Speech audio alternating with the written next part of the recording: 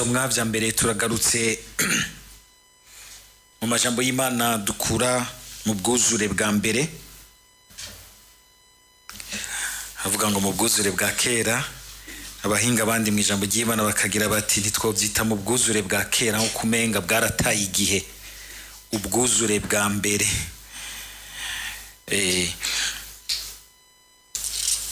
Tugarutse rero ku gisomwa ca mbere aco tugire dushingire ko cane, turatanguye ibisomwa bizananye mu gitabo ca mbere c'Abami, aho tugiye kuzirikana ivyagiye biraba mu gihe c'ubuzima bwa Isirayeli mu bucuti bwayo n'Imana, guhera mu myaka 935 igihe ubwami bw'Isirayeli bwasambukamwo kubiri, hakabaho ubwami bwo haruguru bwari bufise umugwa mukuru Samariya, bene ubwami bw'epfo aribwo bita ubwami bwa Yuda bwari bufise umugwa mukuru Yerusalemu. Guhera ico gihe gushika mu myaka 587 igihe umwami Nabukodonozori yasambura Yerusalemu yose igasanzara, hanyuma abanyisirayeli bagatwagwa kw'imbohe i Babiloni. Ni igihe kitari coroshe, ibinjana bitatu vyose, igihe icaho igihugu c'Imana wamenga gitwikiriwe n'umuzirikanyi w'umwijima, ubuzima bugatera bwononekara mu vy'Imana, mu vy'ikibano, mu vy'intwaro, mu vy'imigenderanire hagati yabo n'ibindi bihugu, imigenderanire hagati y'abantu, na cane cane bihereye mu gutosekara k'ubucuti bw'Imana n'igihugu cayo biciye mu ndongozi zayo. Ni igihe gikomeye caho Imana yahagurutsa abahanuzi bakomeye gose bakaze nk'aba ba Eliya, ba Elize n'abandi, abantu buzuye ibintu bibiri bikomeye cyane dukeneye natwe nko muri iki gihe mu gihugu cacu, kirimwo umuzirikanyi w'umwijima uteye ubwoba, tukabona ubuzima buguma butwononekarana. Ibintu bikomeye abo bahanuzi bama bafise, ubwa mbere ukwemera gukomeye kwiza kutagira imvange mu Mana, kugaca kurangwa no gukunda gose ubutungane, bakaba abantu bahaguruka bagakoma induru ku izina ry'Umukama kugira ngo igihugu kimenye yuko kitiyubakiye ku butungane bukomotse mu bucuti bafitaniye n'Imana kizosambuka bakirorera. Iki gihugu cacu kirashobora gusambuka tukirorera,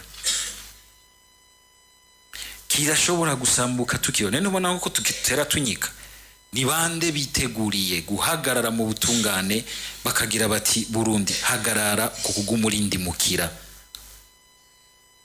mu buzima buzimvye, ubuzima bukaburanirwa, kubera yuko ushobora gusanga ivyashikira igihugu c'Imana ico gihe bishobora gushikira ibindi bihugu, kandi ibihugu bigashobora kuzimangana, bikazimangana igihe. None mwibaza ko muri Somalia hariko habibiki, hariya muri Sudani biriko bigenda gute? Kabona nk'abajenerali bagwana, bakagwana bakibagira abantu, bakibagira inyungu z'ubuzima bw'abantu, aho hose bahamiye ubukuru n'ibintu vy'imiryango, bakibagira umuvukano ukomeye basangiye kuba ari abana b'umuvyeyi w'igihugu kimwe. Aya majambo y'Imana aratwereka yuko bishobora gushika ko igihugu c'Imana, Imana kubera mabi yarakirimwo, arimwo n'ubwiyorobetsi buvanze ukuyibesha ko bayisenga, ariko bubakiye ku bindi bidahuye n'Imana. Imana yararetse igihugu cayo kirasambuka kugira ngo itangure igihugu gishasha. Twanse kugamburukira Umukama kumwe n'indongozi zacu, turashobora kuzimangana imbere y'Imana, Imana ikazotangura abantu bashasha bashaka kwigororokera. Si migani, si bitito, nibiriko biraba mu buzima bwacu. Igihe nabisoma nkaraba ingene tumeze mu gihugu cacu nagize ubwoba. sinzi ko abantu muri iki gihe mudafise akoba keranda nkako ko kubabazwa no kubona ingene tumeze aho iwacu, tumeze aho iwacu. Aya majambo y'Imana mu kuyasoma ntituyasoma umenga tuyaheza hariya muri kahise. Ako kahise kadufashe guca ubwenge muri kubu kacu kugira ngo dutegure kazoza. Ntuze turaririmba ngo ejo ni heza, twashize Imana imbere, ariko tudakurikirwa mu vyagiye biraba. Hari ibintu byinshi vyagiye biratubako tukabona yuko aho hose twagombye kuba ku buzima twiyorobeka ku Mana ko tuyisenga, turi abemera Kristu ku 90%, ariko vy'ukuri tudashaka kurondera ukwemera kutagira imvange, tudashaka kurondera ubutungane bujya busanzwe bwo mu masentare. Abantu mu kimanza mu masentare akazi kane nzimugire ngo sinababwiye,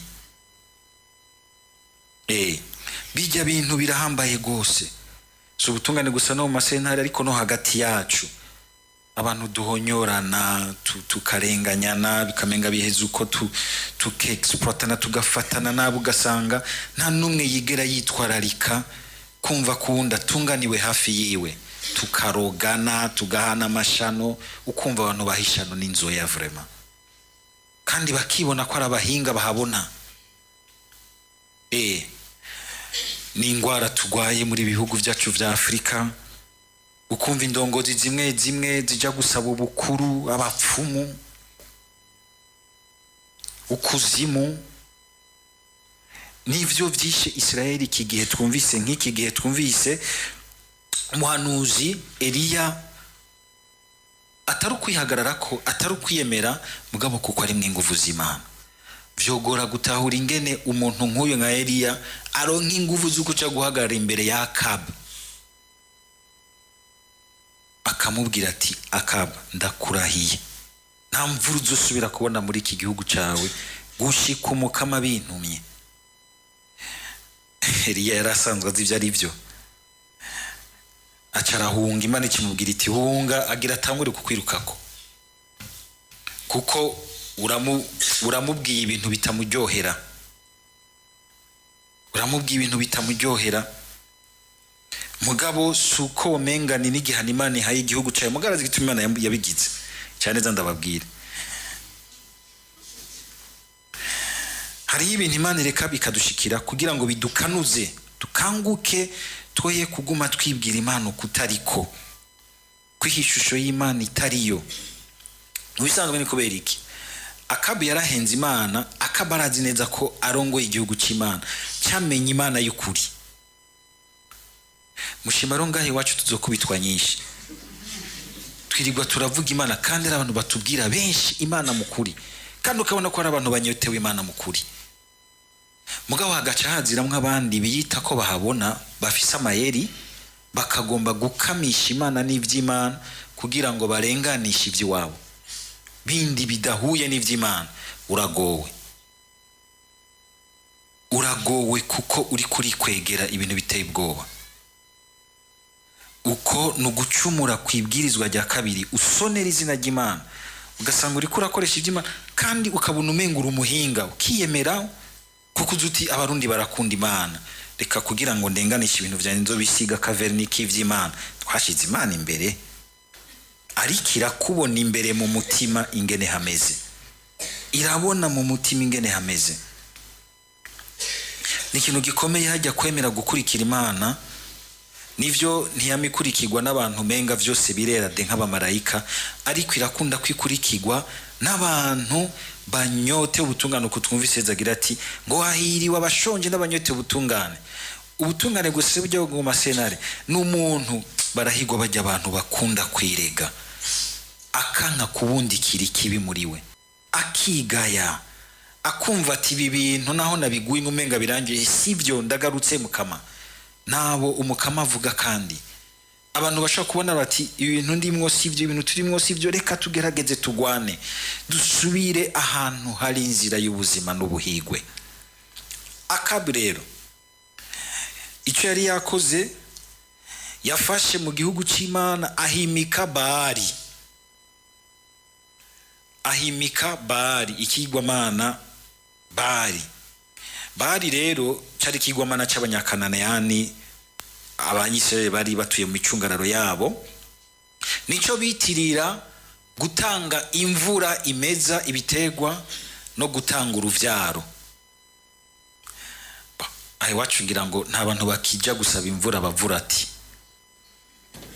mugani habuzosha gusanga abantu batarakira neza inkuru nze bakabona umenga imvura itangwa n'umuntu nkabo ejo hazozigiha agapfa kandi afise n'izina ririmo urupfu. Umupfumu ni mwumva ko harimo urupfu.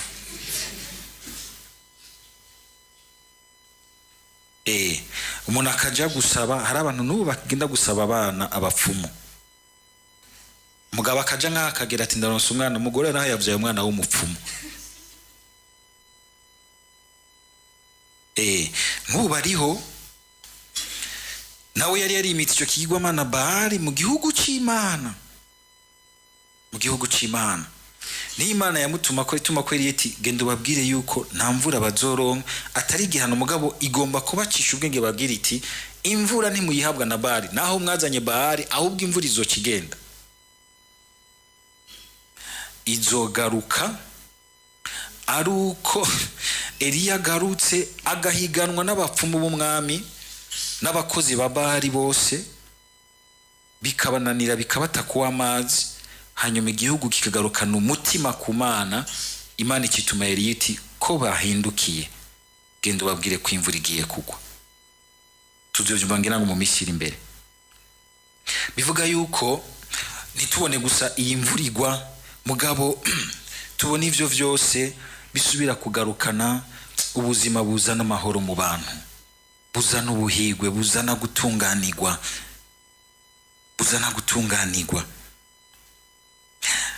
Hariho benshi barabavuga ngo ngo none mibi ko musenga cyane, abazungu ko bakunda kudutwenga ngo ko musenga cyane ariko ibihugu byanyu bikaba bicupiye biri mu bukene butagira ingene bungana kandi mufise ubutunzi bwinshi. Mukabugiye kubiraba biriya bihugu bitunze, muze murabe ingene vyubatse intwaro yavyo, vyubatse amategeko yavyo, mwibaza ko vyayakuye he? Vyubakiye ku muco bakuye muri Bibiliya.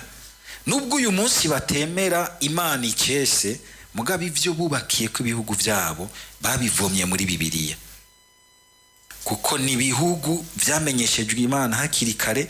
Bijya vyose vya les droits de l'homme vyose bishingiye mu majambo y'Imana, niho babikuye, niho bakuye umuzirikanyi wavyo wa mbere.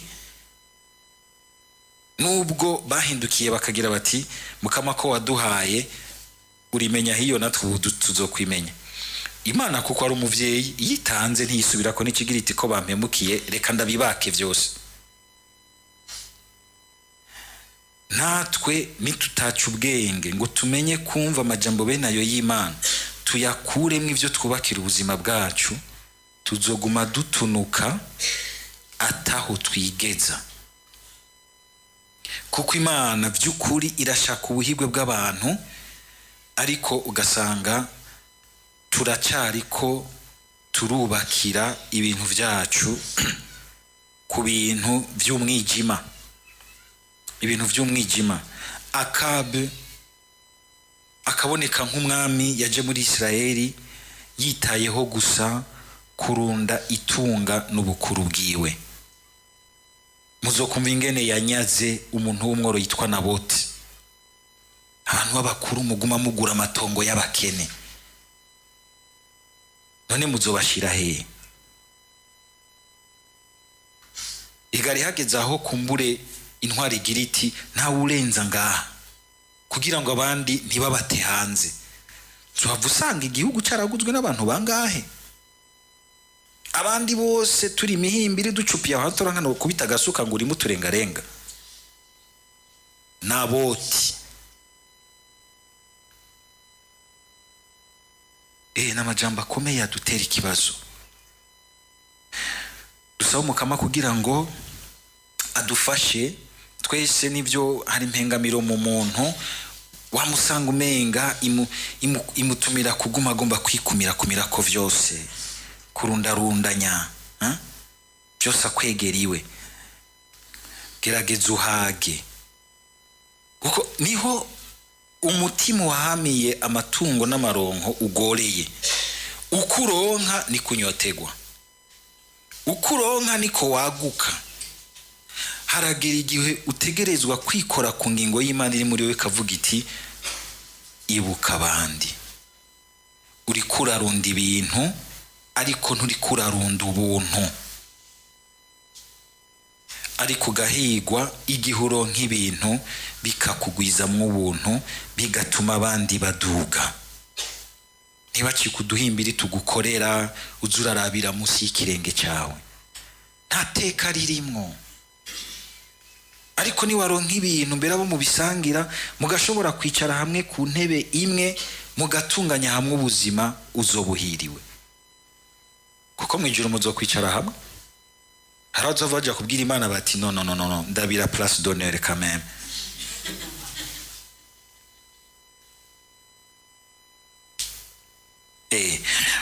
Dusamukama kugira ngo adufashe. Ibi tuvuze ntihagire utangura kubibona mu bandi, oya, tangura ubigerageza iwawe, kuko niwabigerageza iwawe Imana ironka ifatiro. Imana ironka ifatiro. Ko kesho turavuga amajambo y'Imana usanga umenga turiko turaba abandi, ahubwo vyiza kuzirikana neza heri wawe, hanyuma biheze bishware ahandi hose, kuko umwe wese afise ishusho y'Imana kandi Imana yamutanze muri ubu buzima, iramuzana muri ubu buzima nk'umugisha n'umuhezagiro ugaragaza ubuntu n'ubwiza bwayo. Umwe wese ku rugero Imana yamushizeko. Dusabe Mukama kugira ngo nubundi dukire nuko kwibaza ko umenga ubuhigwe n'ubuhigwe bw'iwanje, tuve mu buhigwe bwa je moi twinjire mu buhigwe bwa nous hamwe. Ubu turagwaye twese presque mu gihugu cacu ako kantu nzokwibako, ukabona yuko n'abantu bagira abantu bato muranda bibeza nabo nyene akari mu meniko kari mu nama bagize ubu association bwo gutezanya imbere, kazona umwe yagize inda ndende arabariye udufaranga twabo, kuko akari mu biri mu muntu wese ntagira uwigira jokone. Umwe wese arabe mu mutima wiwe yuko aba muri iyo ntumbero. Nico Yesu yagombye kutubwira. Mwumvise ubuhigwe Yesu avuze, si ubuhigwe bw'abantu barunze ibintu, barunze ubukuru, bagize ibiki, n'abantu ahubwo bafise certaine forme d'être kungene bameze. Ngo abantu bashima ubworo, hagushima amatungo adatunganye, yemera gutungwa na bike mugabo akumva yuko ahaze ubwiza bw'Imana, ahaze gutungwa n'Imana, gutungwa n'ingingo y'Imana. Abantu b'abanyakigongwe sibo benshi, abenshi dutera tubi bisisire, abantu b'imasisi cyose nzi abantu ngo umusisire n'umuki, ngo n'umuntu w'imasisi, oya, n'umuntu ububisha. Mukama kagira ati abantu ahiriwe abantu baremesha amahoro, abantu bataryoherwa no kubona abantu bacanamwo baryana banyakuriza imigwi n'ibiki, ahubwo bakagerageza kumvisha abantu ko basanga iyi nzira imwe y'ubuhigwe, bakegeraniriza abandi mu gushira hamwe no mu muvukano. Hahiriwe abantu bahoga ubutungane, abantu bamwe ariko baravugagira bati garukiriza ngaho tumbereza intahe. Rimwe tukagira tuti n'abatugwanya,